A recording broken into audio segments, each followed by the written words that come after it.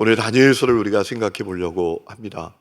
여러분, 성경에 나오는 사람들 가운데 가장 좋아하는 인물이 누굽니까? 라고 묻는다면 랭킹에서 빠지지 않을 인물이 있는데 그가 바로 다니엘입니다.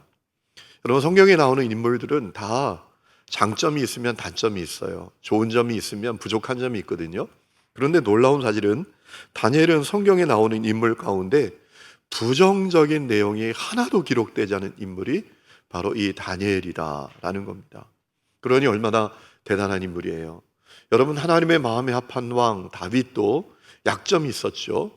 그가 밧세바와 간음죄를 짓고 자기 충신을 전쟁터 선봉에 내보내서 죽게 한 그런 약점이 있잖아요. 허물이 있잖아요.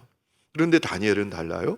다니엘에 대해서 부정적인 내용이 하나도 기록되지 않은 인물이 이 다니엘이다라는 거예요. 여러분, 다니엘은 어린 나이 약 16살 정도 되었을 때 나라가 전쟁에 패배하고 바벨론의 포로로 끌려갔습니다. 그런데 놀라운 사실은 그럼에도 불구하고 그는 순결한 믿음을 지키면서 살았다라는 겁니다. 여러분, 다니엘의 이 순결한 믿음에 대해서 정확하게 알려주는 말씀이 있죠. 우리 다니엘서 1장 한번 보실까요? 다니엘서 1장 8절 말씀을 보겠습니다.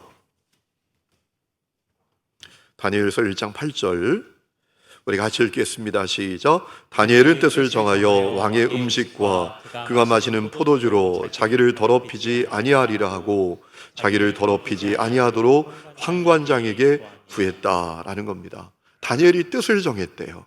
내가 순결한 믿음을 지키리라. 오직 하나님만 섬기리라. 하나님 원하시지 않는 것을 하지 않으리라. 여러분, 이 결심이 다니엘에게 있었다라는 겁니다. 오늘 이 은혜가 여러분에게 있기를 주의 이름으로 축원합니다. 여러분, 언제 주님을 위해서 결심해 보셨나요? 한번 생각해 보세요. 내가 언제 주님을 위해서 결심한 적이 있나? 여러분, 한번 잘 생각해 보시면 좋을 것 같아요. 우리가 신앙생활을 오래 하다 보면 결심이 사라져요. 주님을 위해서 여러분, 결심을 하는 것이 대단히 중요하잖아요. 성령님이 우리 가운데 오시면 성령님이 기뻐하시는 일을 우리가 소원으로 품는다라고 성경 우리에게 증언하고 있습니다. 여러분, 오늘 여러분에게 주님을 향하여 어떤 결심이 있나요? 그냥 작년이 왔으니까 올해가 온 거고, 지난달이 왔었으니까 이번 달도 온 거지 뭐, 이러고 하루하루 보내고 한 달 한 달 보내고, 여러분, 그러고 주님 앞에 선다면 얼마나 우리가 죄송하겠습니까? 주님을 위해서 거룩한 뜻을 품으시기를 축원합니다. 자, 먼저 우리 다니엘서를 생각하면서 이 다니엘의 제목과 기록 연대와 저자에 대해서 생각해 보려고 합니다. 다니엘서의 제목은 이 저자 다니엘의 이름을 따서 붙여졌지요. 여러분, 다니엘서의 저자는 다니엘입니다. 다니엘서 12장 4절 말씀 보면, 자, 한번 보실까요? 다니엘서 12장 4절에 이렇게 되어 있습니다. 다니엘아, 마지막 때까지 이 말을 간수하고 이 글을 봉함하라. 많은 사람이 빨리 왕래하여 지식이 더하리라. 이 말씀을 통해서 우리는 다니엘이 이 말씀의 저자구나라는 사실을 확실히 알 수 있는 거예요. 그러면 여러분, 다니엘이라는 이름의 뜻은 뭘까요? 하나님은 나의 심판자라는 의미예요.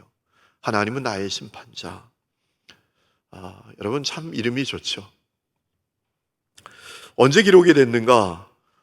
여러분, 이 다니엘이 주전 605년에 유다가 바벨론에게 패배하고 포로로 끌려갔습니다. 그래서 이 다니엘서의 기록은 주전 605년부터 시작이 되어서 주전 536년까지 계속됐을 거다, 이렇게 생각해 봅니다. 여러분, 다니엘은 참 비참해요. 포로로 끌려가서 자기 이름까지 계명당하는 수모를 겪습니다. 다니엘이란 이름이 뭐로 계명이 됐지요? 벨드사살, 벨이여 내 생명을 보존하소서, 이런 의미예요. 벨은 바벨론 사람들이 섬기는 우상이거든요. 하나님을 섬기는 사람이 우상을 위하여 기도하는 이름을 갖게 되었어요. 여러분, 이런 상황이 되어도 다니엘은 순결한 믿음의 길을 걸었다라는 겁니다. 그렇기 때문에 우리가 조상 탓할 것 없어요. 상황 탓할 것 없어요. 환경 탓할 것 없어요. 중요한 건 내 자신입니다. 내 믿음이에요. 하나님을 향한 내 중심이에요. 오늘 그 은혜가 여러분에게 있기를 축원합니다. 우리가 살아가면서 환경에 얼마나 지배를 받습니까? 조건에 얼마나 많은 지배를 받습니까? 사람에 얼마나 지배를 받습니까? 여러분, 다니엘은 그 모든 것을 초월해서 순결한 믿음을 지켰다라는 겁니다. 자, 다니엘서의 특징에 대해서 생각해 보려고 합니다. 세 가지 특징을 이 다니엘서는 갖고 있어요. 첫 번째는 하나님의 신실하심과 인자하심이 얼마나 놀라운지를 우리에게 알려주는 말씀이에요. 여러분, 포로를 끌려간 백성이에요. 하나님께서는 그런데 그 백성들을 잊지 않으시고 보호하십니다. 여러분, 다니엘서는 놀라운 몇 가지 기적적인 사건이 나오죠. 우리가 잘 아는 풀무불에서 건진받은 사건, 사자굴에서 건진받은 사건, 죽음의 위기 속에서도 건져주시는 하나님의 그 은혜, 돌보심이 이 다니엘서에 나와 있어요. 여러분, 하나님께서 당신의 백성을 잊지 아니하시고 세밀하게 돌보신다. 우리 하나님은 인자와 자비가 충만하신 하나님이시다 라는 사실을 이 다니엘서는 우리에게 알려주고 있단 말입니다. 두 번째는 인간의 역사를 주관하시는 분은 하나님이시다 라는 사실을 강조하고 있어요. 여러분, 다니엘이 그런 고백을 합니다. 우리 2장 한번 찾아보실까요? 2장 20절 다니엘서 2장 20절. 이 장의 내용은 어떤 내용입니까? 느부갓네살이 꿈을 꿔요. 그런데 이 느부갓네살이 대단한 사람이에요. 자, 사람들을 모아놓고 꿈 내용도 말하지 않고 꿈을 해석하라는 거예요. 말도 안 되는 얘기잖아요. 여러분, 누가 그렇게 하겠어요? 그런데 다니엘은 그렇게 할 수 있는 사람이었어요. 왜 그런지 조금 있다가 우리가 생각해 볼 텐데, 다니엘은 그렇게 할 수 있는 사람이었어요. 자, 다니엘서 2장 20절 이하의 말씀을 보면 다니엘이 느부갓네살 왕 앞에서 고백했던 내용입니다. 자, 뭐라고 고백했는지 우리 2장 20절부터 22절까지 다 같이 읽어보실까요? 시작. 다니엘이 말하 이르되 영원부터 영원까지 하나님의 이름을 찬송할 것은 지혜와 능력이 그에게 있음이로다. 그는 때와 계절을 바꾸시며 왕들을 폐하시고 왕들을 세우시며 지혜자에게 지혜를 주시고 총명한 자에게 지식을 주시는도다. 그는 깊고 은밀한 일을 나타내시고 어두운 데에 있는 것을 아시며 또 빛이 그와 함께 있도다. 여러분, 참 대단하지 않습니까? 다니엘은 포로예요. 포로 주제에 왕 앞에서 하나님이 역사의 주관자이십니다. 온 땅의 주관자이십니다. 당신 생각엔 바벨론이 역사를 주관하는 것 같고 온 땅을 주관할 수 있는 것 같다고 생각하지만 천만의 말씀, 만만의 콩떡입니다. 이렇게 얘기하는 거예요. 21절, 하나님은 때와 계절을 바꾸시고 우주와 만물을 통치하신다라는 얘기입니다. 그리고 왕들을 폐하시고 왕들을 세우시고 역사를 주관하시는 분은 우리 하나님이시다라는 겁니다. 여러분, 그 내용이 계속 나옵니다. 4장에 보면 4장 25절 한번 보실까요? 4장 25절. 자, 느부갓네살이 꿈을 또 꿉니다.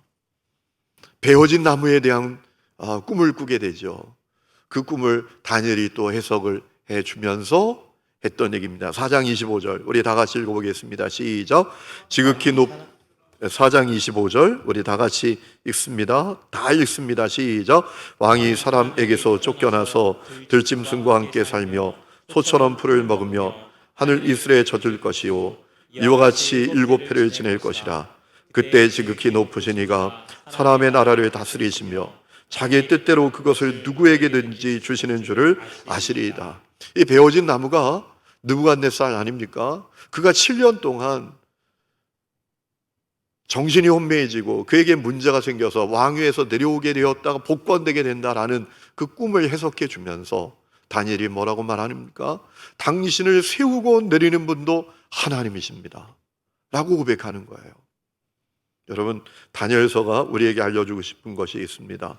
역사를 다스리고 주관하시는 분은 세상 왕과 세상 왕국이 아니라 우리 하나님이시다라는 겁니다. 여러분, 이 믿음이 여러분 가운데 있기를 축원합니다. 우리나라 지도자들 가운데 이 믿음이 있었으면 좋겠어요. 여러분, 늘 정치하는 사람들이 그래요. 균형 외교를 잘해야 된다. 중국과 미국에 적당하게 그 규정을 맞추면서 우리가 외교를 해야 우리나라가 살아남는다. 맞는 말 같지만 정확하진 않아요. 여러분, 이 민족을, 이 나라를 책임지시는 분은 하나님이신 것을 믿습니다. 하나님의 손이 이 민족을 붙들고 계십니다. 하나님이 온 세상을 통치하십니다. 그분이 만왕의 왕이십니다. 역사의 주관자이십니다. 이 사실을 알아야 지도자들이 무릎을 하나님께 꿇고 구하는 거죠.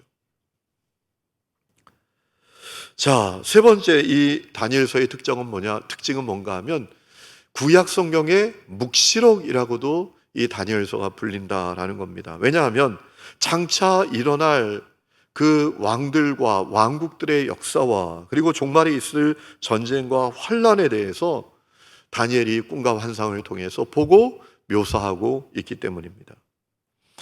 특별히 다니엘서는 12장으로 이루어져 있는데 그 가운데 9장이 꿈과 환상에 대한 내용을 담고 있는 것을 발견하게 됩니다. 그래서 이 다니엘서는 구약의 계시록, 구약의 묵시록이라고 불리기도 하는 겁니다. 자, 다니엘서의 구조에 대해서 생각해 보려고 합니다. 간단합니다. 두 가지 구조입니다. 첫 번째는 하나님의 주권을 증거하는 내용입니다. 1장부터 6장까지의 내용입니다. 딱 절반을 하나님의 주권을 증거하는 내용이고 7장부터 12장까지는 하나님의 나라의 도래를 예언하는 내용인 것입니다. 자, 두 부분으로 구성되어 있다. 여러분, 구조를 아는 것이 대단히 중요하다라고 했지요. 그래야 숲을 잘 알 수 있다라고 말씀을 드렸습니다. 자, 다니엘서의 내용에 대해서 생각해 보기를 원합니다. 자, 1장부터 6장까지는 하나님의 주권을 증거하는 내용인데 먼저 1장은 어떤 내용이죠? 다니엘의 개인적인 내력에 대해서 이야기합니다. 다니엘이 포로로 끌려가서 이른까지 계명을 당했다. 하지만 왕의 음식까지 거절하고 신실한 믿음을 지켰다. 여러분, 그래서 이루어진 축복이 있습니다. 그래서 다니엘이 받은 축복이 있습니다. 뭐죠? 누구도 따라갈 수 없는 지혜와 지식과 영적인 통찰력을 이 다니엘과 세 친구가 갖게 됐다라는 겁니다. 여러분, 그 내용이 다니엘서 1장에 나옵니다. 다니엘서 1장 말씀을 보실까요? 다니엘서 1장 17절 말씀 한번 보시겠습니다. 우리 같이 읽겠습니다. 시작. 하나님이 내 소년에게 학문을 주시고 모든 서적을 깨닫게 하시고 지혜를 주셨으니 다니엘은 또 모든 환상과 꿈을 깨달아 알더라 라고 했습니다. 주님이 이에게 학문을 주셨어요. 모든 서적을 깨닫게 하셨어요. 놀라운 통찰력을 주셨다라는 겁니다. 여러분, 공부 많이 해도 못 깨닫는 사람이 있어요. 똑똑한 바보들이 세상에 너무나 많아요. 좋은 대학 나온 바보들이 얼마나 세상에 많은지 몰라요. 여러분, 다니엘은 주님이 주시는 지혜로 충만했습니다. 그리고 영적인 놀라운 통찰력을 갖고 있었어요. 꿈을 꾸어도 그 꿈이 하나님이 주시는 꿈인 줄 알았어요. 환상도 보았어요. 자, 20절에도 또 나와 있죠. 왕이 그들에게 모든 일을 문들 중에 그 재와 총명이 온 나라 박수와 술객보다 10배나 나은 줄을 알았다라고 했어요. 여러분, 이 당시에 바벨론은 세계에서 가장 강대한 나라입니다. 아마 지금의 미국과 같은 그런 나라일 줄 몰라요. 이 당시에는 그랬어요. 여러분, 그 나라에 얼마나 많은 전문가가 있었겠어요? 얼마나 많은 실력자가 있었겠습니까? 그런데 다니엘과 그 친구들을 못 따라왔다라는 겁니다. 오늘 이 은혜가 여러분의 가문에 있기를 축원합니다. 여러분의 가문에 다니엘과 같은 사람들이 나오기를 축복합니다. 여러분 생각에 그런 분들이 계시잖아요. 나는 틀렸어. 나는 틀렸더라도 우리 가문 가운데 다니엘과 같은 인물들이 나올 수 있으면 좋겠습니다. 여러분, 한 사람만 제대로 나오면 그 한 사람을 통해서 민족이 살고 공동체가 사는 역사가 일어나게 됩니다. 자, 그리고 2장부터 4장까지의 내용은 느부갓네살이 꿈을 꾼 내용입니다. 두 가지 꿈을 꾸죠. 첫 번째는 어떤 꿈을 꾸죠? 찬란한 신상을 그가 보는 그런 꿈을 꿉니다. 두 번째는 많은 사람들을 먹도록 했던 그 나무가 베어지는 꿈을 꾸게 됩니다.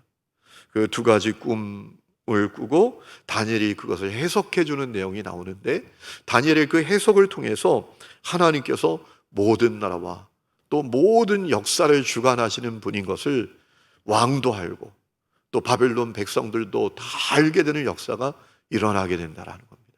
그러지 않았겠습니까? 여러분 생각해 보세요. 느부갓네살이 꿈을 꿨습니다. 이 꿈을 해석하라고 그 나라의 모든 지혜자 전문가들 다 불러 모았습니다. 그런데 아무도 해석을 못 합니다. 그때 다니엘이 짠 하고 나타나서 그 꿈을 해석했다라는 겁니다. 명쾌하게 해석했다라는 거예요. 그가 하나님을 믿는 사람이더라. 그가 말하길 하나님이 그 꿈의 해석을 알려주셨다 하더라. 이게 바벨론 온 나라에 알려졌을 겁니다. 그것을 통해서 하나님의 하나님 되심, 그분의 왕 되심, 그분의 주권을 하나님이 가지고 계신 것, 그 모든 것이 드러나는 역사가 이루어지게 됐다라는 겁니다. 여러분 2장 31절 이하에 보면 느부갓네살이 꾼 꿈이 나오지 않습니까? 아주 크고 빛나는 광채가 나는 큰 신상을 보게 되죠. 여러분 다니엘이 그 꿈을 내용을 이야기하고 해석합니다. 놀라운 사실은 그 꿈의 해석이 역사적으로 그대로 성취됐다라는 거예요. 그래서 제가 표를 하나 준비해 왔는데 2장 31절 이하의 말씀을 보면, 자, 다니엘이 꿈을 꿉니다. 아주 빛나는 광채의 꿈을 꿉니다. 한번 우리 말씀을 보시죠. 2장 31절 말씀 보세요. 32절 말씀 보십시오. 왕이여, 왕이 한 큰 신상을 보셨나이다. 그 신상이 왕의 앞에 섰는데 크고 광채가 매우 찬란하며 그 모양이 심히 두려우니 구상의 머리는 순금이고 가슴과 두 팔은 은이고 배와 넓적다리는 노시고 그 종아리는 쇠요 그 발 얼마는 쇠요 얼마는 진흙이었나이다. 또 왕이 보신즉 손대지 아니한 돌이 나와서 신상의 쇠와 진흙에 발을 쳐서 부서뜨렸다. 이것이 왕이 꾸었던 꿈이 아닙니까? 라고 말합니다. 여러분 이 느부갓네살이 꾼 꿈은 무엇을 말합니까? 역사 속에 일어난 그 왕들을 이야기하는 거예요. 역사 속에 일어나는 그 나라들을 이야기했던 겁니다. 자, 금으로 된 신상의 머리는 누구를 의미하는 걸까요? 느부갓네살이 다스리는 바벨론을 말하는 거예요. 실제로 바벨론 제국이 세워졌던 것이죠. 자, 그리고 은으로 된 가슴과 두 팔은 무엇을 말하는 거죠? 다니엘이 뭐라고 해석합니까? 보다 열등한 나라다. 바벨론보다는 조금 열등한 나라다라고 말합니다. 여러분 이것은 어떻게 역사적으로 실현이 됐을까요? 바벨론 제국이 멸망당하고 그 후에 일어난 메데 페르시아 제국을 말하는 거예요. 자, 그 다음에 노수로 된 배와 넓적다리를 꿈꾸지 않았습니까? 다니엘이 그것을 뭐라고 해석합니까? 온 세계를 다스리는 나라라고 말합니다. 그것은 어떻게 실현이 됐을까요? 메데와 페르시아 제국이 무너지고 일어난 그리스 제국을 말합니다. 여러분 그리스가 헬라가 얼마나 영토를 확장합니까? 자, 그 다음에 쇠로 된 종아리가 나오죠. 바벨론의 왕이었던 느부갓네살이 꿈을 꾸지 않습니까? 그것은 뭐라고 다니엘이 해석을 했죠? 철같이 강한 나라라고 해석합니다. 그것은 역사적으로 어떻게 실현이 됐을까요? 로마 제국입니다. 철같이 강한 나라가 일어나서 주변에 있는 모든 것을 다 깨트리는 겁니다. 로마 제국의 강대함을 이야기하는 거죠. 그리고 쇠와 진흙으로 된 발에 대한 꿈을 이제 느부갓네살이 꾸지 않았습니까? 그것은 로마 제국이 분열되고 이제 그 이후에 일어나는 나라들, 수없이 일어나는 강대국들, 약소국들을 의미하는 겁니다. 그래서 그것은 역사적으로 어떻게 실현됐는가? 로마 제국 이후에 일어나는 나라들로 실현된 것이다 라는 것입니다. 자, 그런데 정말 중요한 내용이 나오죠. 그런데 놀라운 사실은 우리 여러분 35절, 그때의 새와 진흙과 녹과 은과 금이 다 부서져 여름 타작 마당에 겨같이 되어 바람에 불려 간 곳이 없었다. 이 무슨 얘기입니까? 이 땅에 일어난 모든 왕국들, 모든 나라들이 결국은 다 사라지고 만다라는 겁니다. 다 멸망당하고 만다라는 겁니다. 그런데 그것으로 끝이냐? 그게 아니다라는 겁니다. 그 다음에 어떤 역사가 일어나죠? 자, 35절, 그때 새와 진흙과 녹과 은과 금이 다 부서져 여름 타작 마당에 겨같이 되어 바람에 불려간 곳이 없었고 우상을 친 돌은 태산을 이루어 온 세계에 가득하였나이다 라고 했습니다. 자, 34절에 왕이 보았다라는 겁니다. 손대지 아니한 돌이 나오더라는 겁니다. 그래서 그 돌이 전에 보았던 모든 나라들을 다 쳐서 멸하더라라는 거예요. 여러분, 그러니까 이 신상을 파괴한 손대지 않은 돌, 이것을 우리가 소위 말해서 뜨인 돌, 뜬 돌, 손대지 않았는데 떠 있는 돌은 뜬 돌 아닙니까? 뜬 돌이라고 말하는데 이 뜬 돌은 무엇을 말하는가? 예수님의 성육신과 예수님의 재림으로 이루어지는 하나님의 나라를 의미하는 것입니다. 그것은 어떻게 실현될까요? 주님께서 재림하실 때 실현되게 될 것이죠. 그러니까 하나님께서 뭐를 알려주셨는가 하면, 느부갓네살이 꿈을 통해서 무엇을 알려주셨는가 하면 이 땅에 있는 모든 왕들과 모든 나라들은 다 사라지게 되어 있다는 겁니다. 그리고 결정적으로 역사의 끝에 하나님의 나라가, 하나님께서 이루시는 나라가 도래하게 된다라는 사실을 알려주신 거예요. 이것을 기억해야 된다는 겁니다. 여러분, 오늘도 여러분에게 이 믿음이 있기를 축원합니다. 이 땅에 있는 모든 나라들은 영원하지 않습니다. 이 땅에 있는 모든 지도자들도 영원하지 않습니다. 다 있다가 사라질 뿐이에요. 찰나처럼 있다가 사라질 뿐입니다. 여러분, 찰나라는 시간은 어떤 시간인지 말씀을 드렸죠. 원래는 불교 용어입니다. 실을 양쪽에서 붙들고 있어요. 그 실을 칼로 톡 끊으면 톡 하고 끊어지잖아요. 여러분, 그 끊어지는 시간이 10분의 7 찰나입니다. 그러니까 1찰나는 얼마나 짧은 시간이에요. 찰나라는 시간은 정말 눈 깜빡하는 시간보다도 짧은 시간이에요. 이 땅에 일어나는 모든 왕들과 모든 나라가 찰나처럼 있다가 사라질 것이다 라는 겁니다. 그러나 하나님의 나라는 영원하다. 하나님께서 역사의 끝에 하나님의 나라를 이루실 텐데 그 하나님의 나라는 쇠하지 않고 사라지지도 않는 영원한 나라다라는 거예요. 그것을 기억해야 한다라는 겁니다. 오늘 이 믿음이 여러분 가운데 있기를 축복합니다. 자, 그리고 3장에 보면 어떤 내용이 나옵니까? 그 유명한 풀물불에서 구원받은 다니엘의 세 친구에 대한 내용이 나오죠. 다니엘의 세 친구가 금신상에 절할 것을 요구받습니다. 그러나 그때 그들이 그것을 거절합니다. 그리 아니하실지라도 주님께서 우리를 건져주실 것입니다. 그러나 그렇게 아니하실지라도 우리는 그 금신상에 절하지 않겠습니다 라고 결단하게 되지요. 여러분, 그 내용이 3장 17절 18절에 있습니다. 읽어보겠습니다. 시작. 왕이여, 우리가 섬기는 하나님이 계시다면 우리를 맹렬히 타는 풀물 가운데에서 능히 건져내시겠고 왕의 손에서도 건져내시리이다. 그렇지 하지 아니하실지라도 왕이여, 우리가 왕의 신들을 섬기지도 아니하고 왕이 세우신 금신상에게 절하지도 아니할 줄을 아옵소서. 여러분, 이 믿음이 보통 믿음이 아닙니다. 죽는 게 장난입니까? 평상시에는 난 죽음도 두렵지 않다고 그러다가 죽음이 딱 내 눈앞에 오면 앞이 노래진다라고 하더라고요. 그런 얘기 아시잖아요. 어떤 할머니가 입만 열면 죽어야 된다라는 거야. 나이 들면 죽어야 돼. 내가 빨리 죽어야 돼. 빨리 죽어야 돼. 그랬던 분이 옆에 있는 친구 할머니가 몸이 안 좋다라고 하니까 자기가 갖고 있던 약을 주면서 그렇게 얘기하더래요. 요거 3알만 먹어야 돼. 많이 먹으면 죽어 라고 하더라는 거예요. 죽음이 두렵지 않은 사람이 어디 있어요? 다 죽음이 두렵지. 여러분, 다니엘의 세 친구도 그렇지 않았겠습니까? 우리 아직 어린데, 우리는 앞날이 창창한데, 우리에게 살 날이 많은데 이렇게 죽어서 끝나는 건가? 그러면서 두려워할 수도 있잖아요. 살려달라고 빌 수도 있잖아요. 내가 절하겠다고 그럴 수 있잖아요. 그런데 그들은 뭐라 해요? 그리 아니하실지라도 그렇게 하지 아니하실지라도 왕이여 우리가 왕의 신들을 섬기지 않겠습니다. 금신상에게 절하지 않겠습니다. 이 믿음이 보통 믿음이 아닙니다. 우리는 조금만 뭔가 나에게 유익이 온다라고 해도 여러분 믿음을 저버리고 주님 팔아먹는 사람들이 얼마나 많은데요. 오늘 이 믿음이 저와 여러분의 믿음이 될 수 있기를 축복합니다.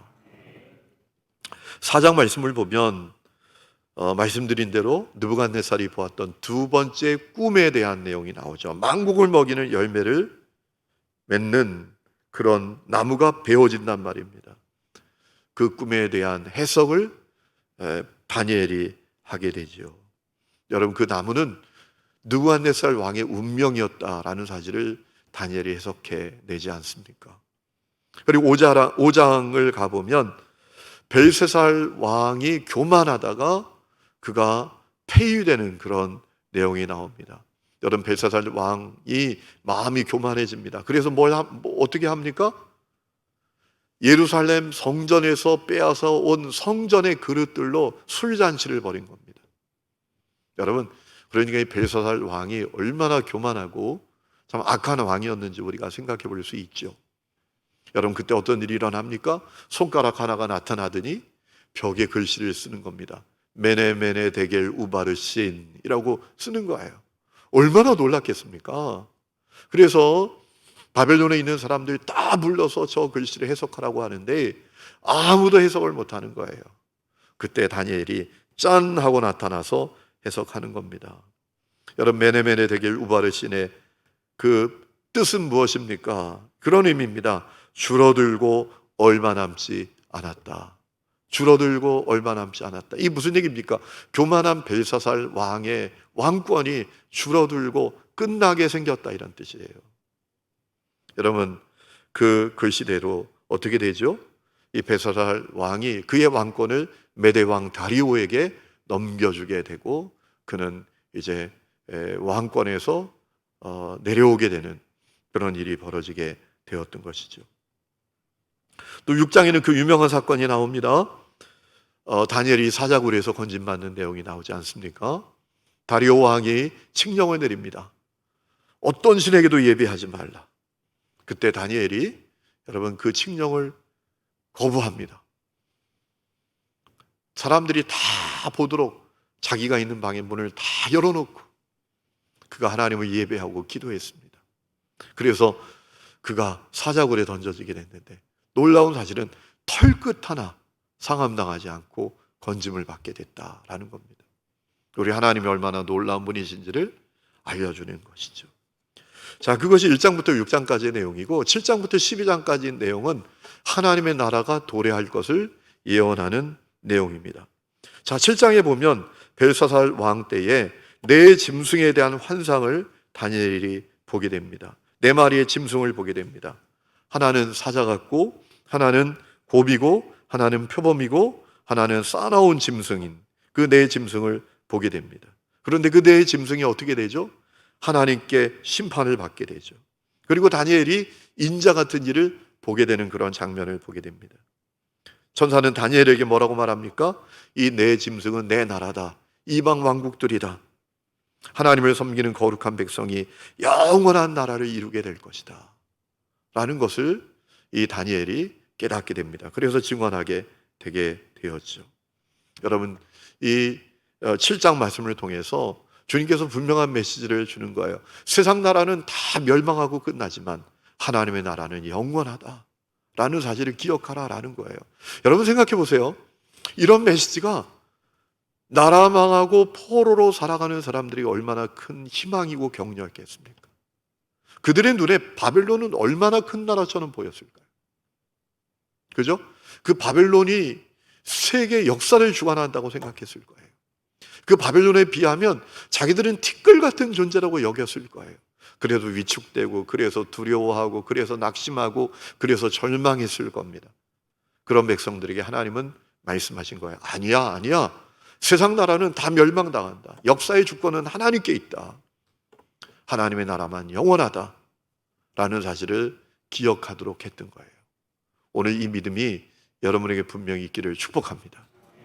여러분, 다니엘서가 우리에게 주는 중요한 메시지가 있어요. 세상 앞에서 쫄지 말라라는 거예요. 세상 앞에서 위축되지 말라. 세상이 아무리 거대해 보여도 그 앞에서 쫄지 말라라는 겁니다. 여러분, 다 사라지고 말 거예요. 여러분, 정치인들을 생각해 보시면 됩니다.